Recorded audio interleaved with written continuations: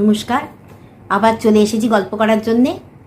আজ তো গণেশ চতুর্থী, তাই গণেশকে প্রণাম জানিয়ে এবং আপনাদের শুভেচ্ছা জানিয়ে আজকে গণেশ ঠাকুর সম্বন্ধে কিছু গল্প করা যাক। তা আমরা তো জানি গণেশ হলো শিব ও পার্বতীর সন্তান। আমাদের হিন্দু ধর্মে সর্বাধিক পূজিত এবং পরিচিত দেবতা হিসাবেই গণেশকে জানা যায়। যে কোনো দেবতা পুজোর আগে দেখবেন গণেশ পুজো করা হয়, মানে গণেশ পুজো না দিয়ে কোনো কাজ করা হয় না, মানে শুভ কাজ হিসাবে গ্রহণ করা হয় গণেশ পুজোকে। যেমন ধরুন বিয়ে, পৈতে, অন্নপ্রাশন থেকে শুরু করে যে কোনো কার্য বা ব্যবসা শুরুর আগেও আমরা গণেশ পুজো করে নিই। আমাদের বাঙালিদের যে নববর্ষ পয়লা বৈশাখ, তাতেও কিন্তু সমস্ত ব্যবসায়ী যে হালখাতা করে, মানে সারা বছর যাতে তাদের শুভ যায়, তাই জন্যে গণেশ পুজো করে নেওয়া হয়। এই গণেশের কিন্তু আরও অনেক নাম আছে, যেমন বিঘ্নেশ্বর, গজানন, একদন্ত, বিনায়ক এবং আরও অনেক কিছু। আমরা এই গণেশ সম্বন্ধে যে কটা গ্রন্থ থেকে জানতে পারি তার মধ্যে প্রধান হলো গণেশ পুরাণ, মুদগলা পুরাণ এবং গণেশ অথর্ব শিষ্য। এছাড়াও আরও গ্রন্থ আছে, কিন্তু এগুলো হচ্ছে প্রধান। তা আমরা এই দেবতাকে কিন্তু বিঘ্নেশ্বর, মানে বিঘ্ননাশক দেবতা হিসেবেই চিনি। তিনি আমাদের ভক্তদের বিঘ্ন নাশ করেন এবং সবার ইচ্ছা পূরণ করেন। তার নাম যে একদন্ত, তার কারণ হলো আমরা কিন্তু দেখবেন অনেক মূর্তিতে কিন্তু গণেশকে একটি দাঁত ভাঙা দেখতে পাই, তাই জন্যে তার নাম একদন্ত। এবার এই একদন্ত নাম হওয়ার কারণটায় কয়েকটি গল্প রয়েছে। তার মধ্যে একটি হলো যে ব্যাসদেবের তপস্যায় সন্তুষ্ট হয়ে গণেশ মহাভারত লেখার ভার গ্রহণ করেন, কিন্তু তিনি শর্ত দেন যে লেখার মাঝখানে কোনো মতেই তিনি থামবেন না।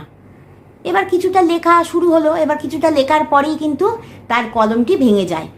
এবার তখন তো পাখির পালক দিয়ে লেখা হতো, তা পাখির পালকটি ভেঙে যায়। এবার আরেকটি পাখির পালক জোগাড় করে কলম হিসাবে আনার জন্যে যতটা সময় লাগবে তা ততক্ষণ তো বন্ধ থাকবে, কিন্তু বন্ধ তো রাখা যাবে না। তাই তিনি তার নিজের শরীরের পরোয়া না করে তিনি তার একটি দাঁত ভেঙে ফেলেন এবং সেই দিয়ে তিনি মহাভারত লেখা সম্পূর্ণ করেন।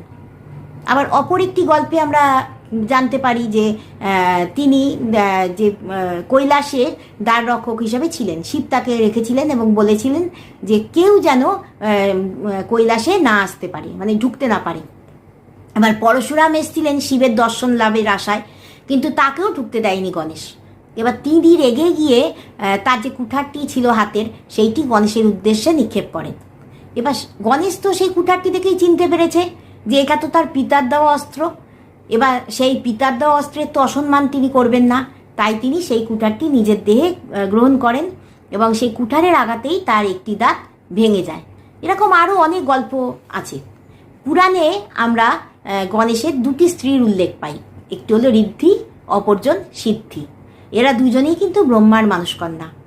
গণেশ প্রথমে বিয়ে করতে রাজি ছিলেন না, তিনি ব্রহ্মচারী জীবন যাপন করতেন।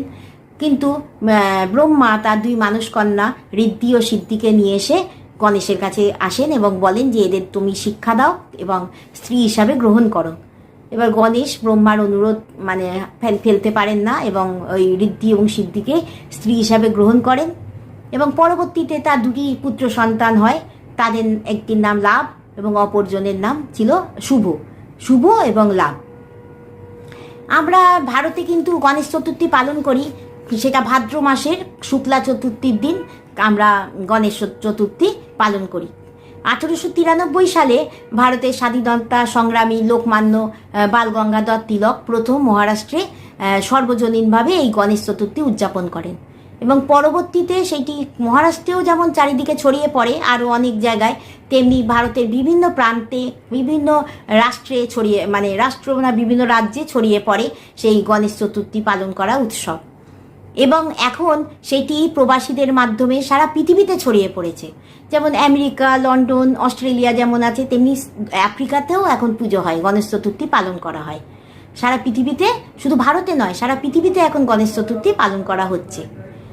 এমনকি ইন্দোনেশিয়ায় যে টাকার যে নোট, মানে ওদের যে কারেন্সি যে নোট রয়েছে, তাতেও কিন্তু গণেশের ছবি ছাপা।